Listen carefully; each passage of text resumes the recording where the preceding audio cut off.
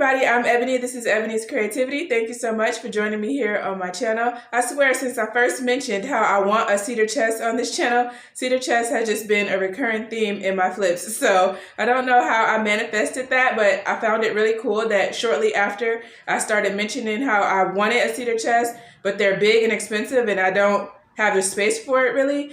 And I did a table inspired by an antique cedar chest. A few weeks later, I got a call from a client asking me if I can restore a cedar chest that she has that is her family heirloom. So I am going to be doing that. I felt a lot of pressure to get this perfect because it is her family heirloom, so I hope I did it justice. Let me know if you enjoy the video. Please do not forget to subscribe to my channel if you have not already, and let's hop right on into this antique chest restoration video.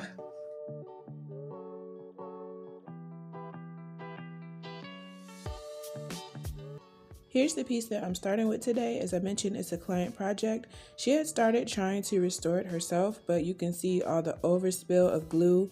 There's some kind of white substance around several different portions of it, and some of the veneer that she tried to attach has lifted. There's also this water stain on top, and as you can see, the sanding is just very inconsistent and uneven. She did bring it to me in two pieces, so the top is not attached. And she's told me that she included all the hardware, but hopefully that's the case. But as you can see, the inside of this is in pristine condition. This project is definitely going to be like putting a puzzle together because my client did supply me with some veneer, the same veneer that was previously used to try to repair this, but it's already chipping in some places. And as you can see, the glue got kind of sloppy and there's still more of this white stuff. So I'm going to end up just removing everything that she applied and kind of starting over on my own. Typically, I do everything with 220 grit sandpaper. However, in this case, I'm using 400 grit because I'm being as careful as possible not to ruin any of the veneer on this, even though it's kind of inevitable when you're sanding to burn through veneer. But I'm trying not to do that, so I am using 400 grit sandpaper and just taking my time to try to get most of that glue residue off and kind of even out the previous sanding job. Patience played off well for me here because the sanding did remove this watermark as well as all the other surface scratches, and I was able to get a nice smooth result from sanding.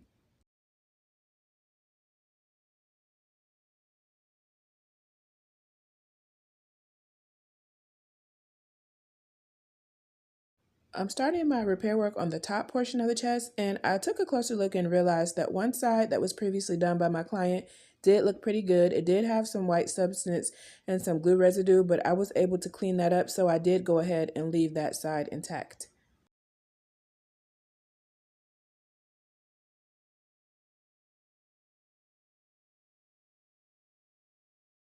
As for the other two edges, I did decide to replace those. However, it was a little bit harder than I thought it was going to be. So I started, but then I stopped and I went back to sanding the body portion of the chest. So you see this is kind of in bad condition around this bottom part. So I'm going to go ahead and sand that too.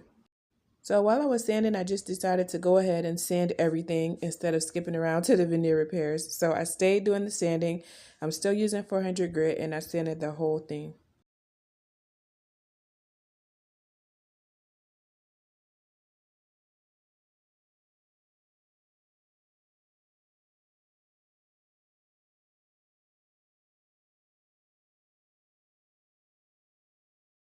I did go ahead and sand using my Dremel for the hard to reach areas on the edges and in the corners. I even sanded the bottom and I made sure to go around the original tag that is still on the piece.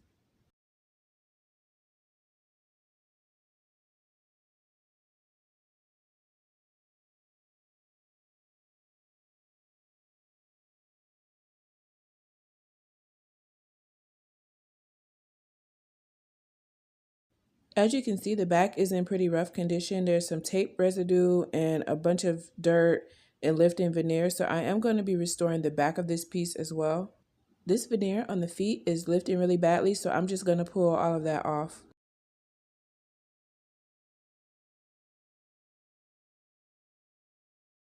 I have these stain swatches that I've collected over time from doing previous projects, so I'm trying to match the color as best as I can based off what swatches I have, and I'm going to go with the chestnut color for the back. Now that I have my color match and I know what color to stain it when I'm finish making all the repairs, I'm going to go ahead and start sanding. And for the back, I am using 220 grit.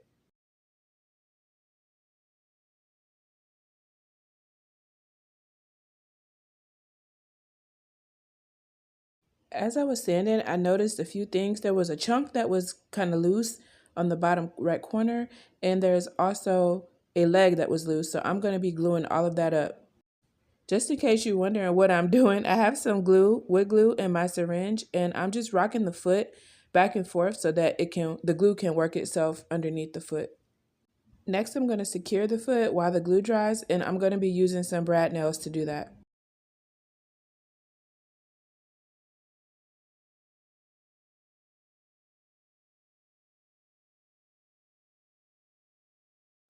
Here is the chunk that I mentioned was loose, so I'm going to carefully repair that with glue and brad nails as well.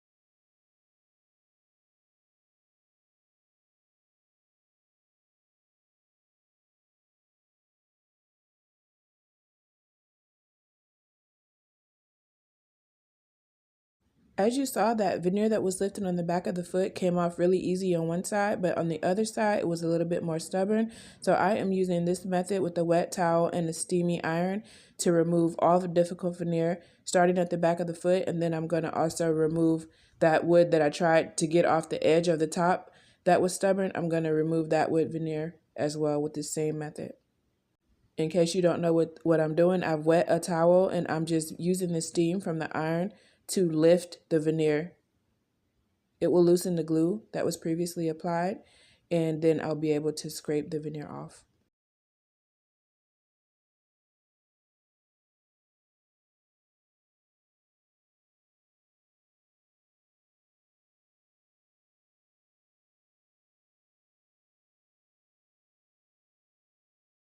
Now I'm starting to work around the edges on the top, and as you can see, it's just still really stubborn. I did do this method for a little while to get like half of this off, and after that I was like, screw this, I can just sand through it and get it off faster. So I skipped removing it slowly and went straight to sanding.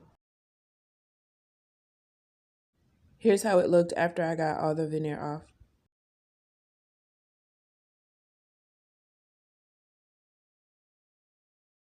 After removing that veneer, I decided to pay a little bit more attention to that crack that was on the back that I just glued and nailed. And I went ahead and added some more glue, and I collected the sawdust from sanding the rest of the piece.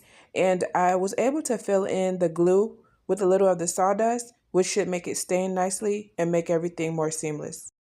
At this point, I thought I was done with all my prep work, so I went ahead and started to clean the piece. And by wetting it, I was able to kind of get an indication of what color it should end up being. So you can see here, I wet this side and then I pulled out my sticks again, and the color that I decided was gunstock. I keep all of my old, worn out, and dingy socks so that I can use them for the purpose of staining. So that is what I have on top of my glove. It's just an old sock, and I'm going to be dipping it in gunstock by Minwax, and I'm going to be using that to stain.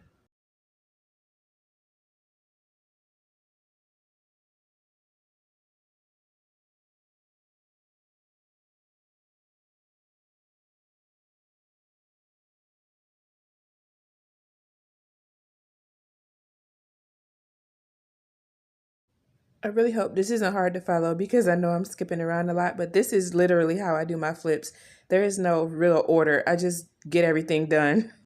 Google University told me that the best glue to use to repair veneer is Titebond 3, so that is what I have here, and I'm going to go ahead and work on those two edges on the top that I needed to replace. I know from my own previous experience that the best way to go about using glue and repairing veneer and to get the best result is to make the glue as flat and neat as possible. So I'm making sure to take extra time to smooth it out so that I don't have any large clumps of glue or leaky areas anywhere.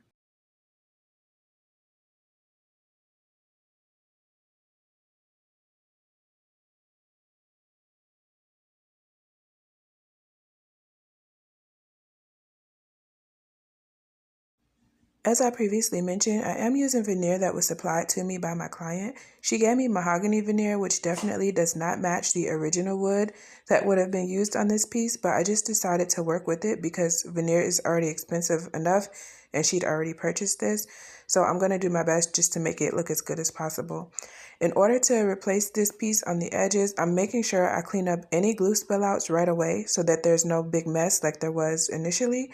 And I'm cutting the piece slightly larger than what I need it to be. And after I got the piece kind of adhered with just glue, I went ahead and found a long piece of solid wood to attach to this. And I kind of used tape and the few clamps that I do have to get that piece of wood just to rest upon that edge until my veneer dried. Once it did dry, like I said, I had cut it a little bit big just in case. You always can take away, but you never can add to.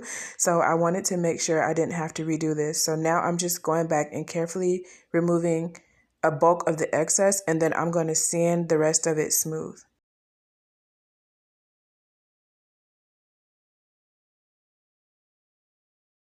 As I kept getting more and more familiar with the piece, I did notice more and more areas that I felt needed more special attention. These particular chunks right here needed some veneer repair, and I didn't find it necessary to remove the whole bottom panel just for two little nicks. So what I'm doing instead is making a template out of painter's tape. I put the piece of tape down and kind of fill in the shape with a pencil, and then I use the piece of tape to cut out a piece of veneer that will fit perfectly into these little nicks.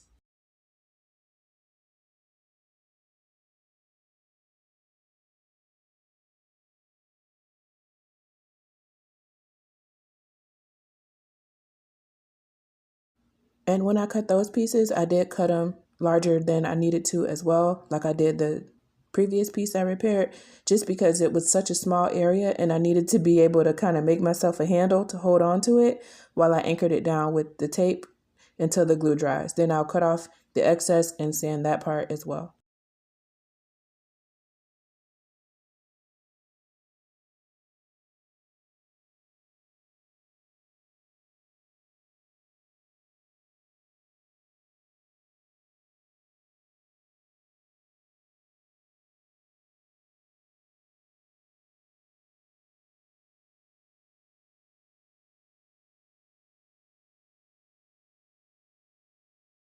Like I mentioned earlier, when you're working with veneer, it's inevitable that if you're doing a lot of sanding, you're going to end up burning through veneer at some point. So I'm going to be trying to do something that I've never done before. I found some paint that was very close in color to this piece in my stash, and I have a tiny paintbrush, and I'm just going in and faintly filling in the little small areas where I burned through veneer. I made sure that I'm painting strokes in the direction of the wood grain, and look, it blended really well, so I'm happy about that. I'll have to figure out how to get the actual wood grain, but the background color here is perfect. This little gold rim around the inside of the lid is kind of faded. My first instinct was to rub it up with the Barkeeper's friend, but it is a tight area, and I don't want to make a mess, and I don't want to get that all over the wood and have to figure out how to get it off, so I'm just going to paint on some antique gold rub and buff instead. So here's how that turned out, and I think it looks pretty good.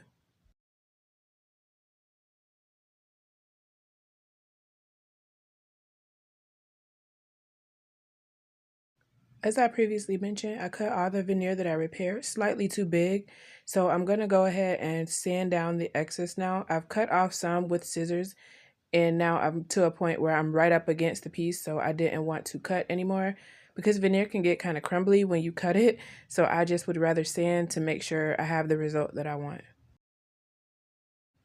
The top of this is completely natural and it came to me with some sanded swirl marks in it. I did my best to get them out, but I just want to make sure that my finish is as smooth as possible. So for this top piece, I am going to be using some wood conditioner, which is what I'm rubbing on now.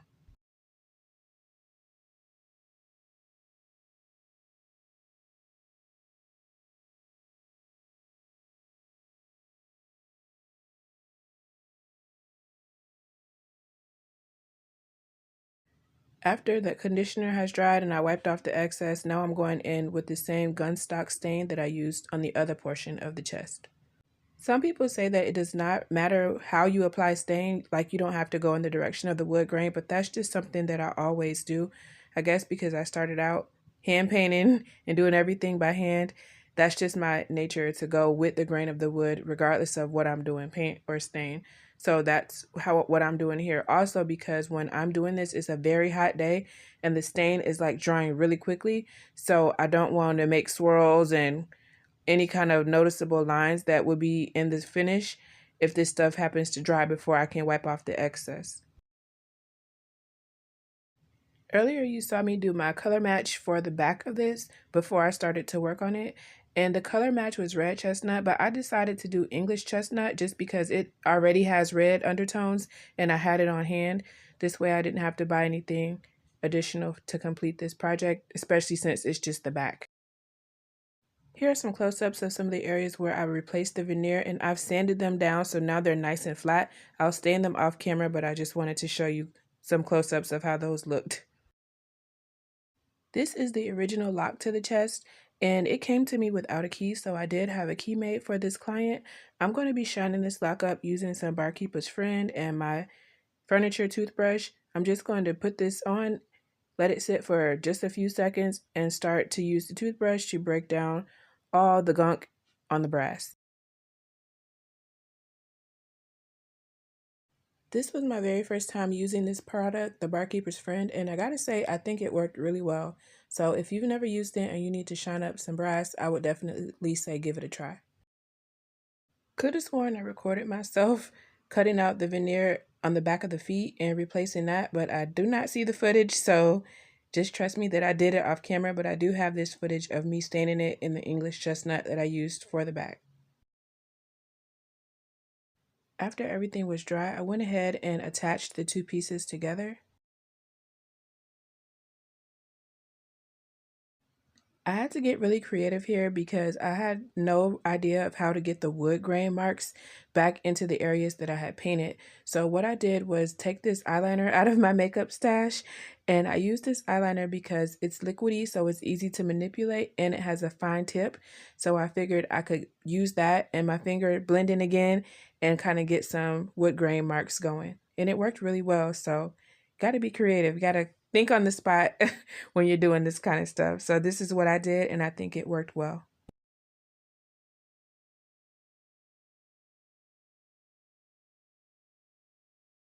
My client specifically asked me not to use any oil-based top coat because I let her know that if I do use that, it will yellow over time. So she told me to not do that, to go ahead and use a water-based top coat. So I'm applying polyacrylic. Typically when I stain, I do like to do the oil-based top coat, and I use the wipe-on Minwax top coat. And for this piece, I did do 3 coats of top coat.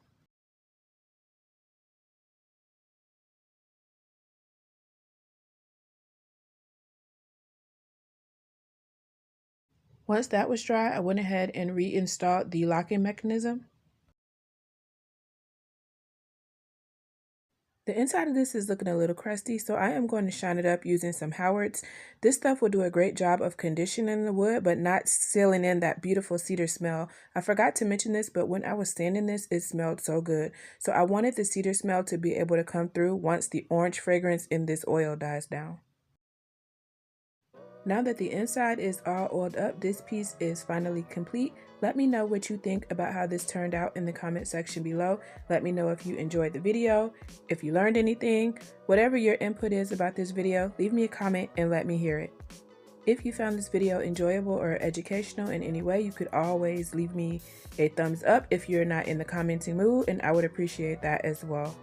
If you like my style of restoration, I did do a few more restoration videos, which I will have linked below, so make sure you check those out.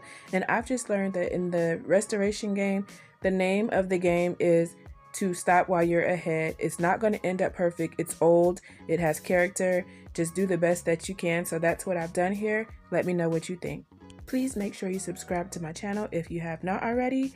And I appreciate every one of you for watching. I will see you all in my next flip.